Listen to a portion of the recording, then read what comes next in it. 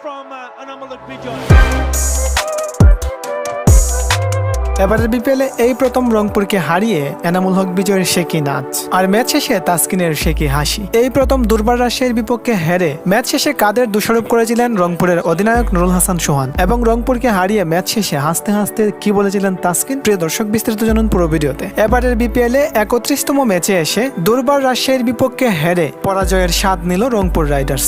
এদিন টসে জিতে প্রথমে ব্যাটিং করতে নেমে 20 ওভার শেষে 9 উইকেট হারিয়ে 170 রান করেছিল দুর্বার রাজশাহী। দুর্বার রাজশাহীর হয়ে দুর্দান্ত ব্যাটিং করেছিলেন ইয়াসির আলী, খেলেছিলেন 32 বলে 60 রানের একটি চমৎকার ইনিংস। এছাড়া 31 বলে 34 রান করেছিলেন এনামুল হক বিজয়, 19 বলে 39 রান করেছিলেন সাব্বির হোসেন, 12 বলে 19 রান করেছিলেন মোহাম্মদ হেরিস। এরপর 171 রানের লক্ষ্যে ব্যাটিংয়ে নামে রংপুর রাইডার্স এবং শেষ পর্যন্ত 19 ওভার 2 বল ব্যাটিং করে মাত্র 146 রানে অল আউট হয়ে যায় রংপুর রাইডার্স। আর তাতে 24 রানের দুর্দান্ত জয় পায় দুর্বার রাজশাহী। রংপুরের হয়ে সর্বোচ্চ 29 বলে 43 করেছিলেন সাইফ হাসান। তবে শেষ মুহূর্তে সাইফুদ্দিন রংপুরকে জয়ের সম্ভাবনা জাগিয়েছিলেন, কিন্তু শেষ পর্যন্ত আর ফিনিশিংটা দিতে পারেননি। এনামুল হক বিজয়ের হাতে ক্যাচ আউট হয়ে আক্ষেপ নিয়েই ফিরতে হয়েছিল সাইফুদ্দিনকে। আর এদিকে সাইফুদ্দিনকে আউট করে এনামুল হক বিজয়ের শেকি উড়াদুরা নাচ। এবারের বিপিএলে উঠতে থাকা রংপুর রাইডার্সের ঢানা ভেঙে দিয়েছে দুর্বার রাজশাহী। আর এই জয়ের পর তাসকিনদের কোয়ালিফাই করার সম্ভাবনাটাও অনেকটাই বেড়ে গেছে। ম্যাচ জয়ের পর ম্যাচ শেষে তাসকিন হাসতে হাসতে বলেছিলেন,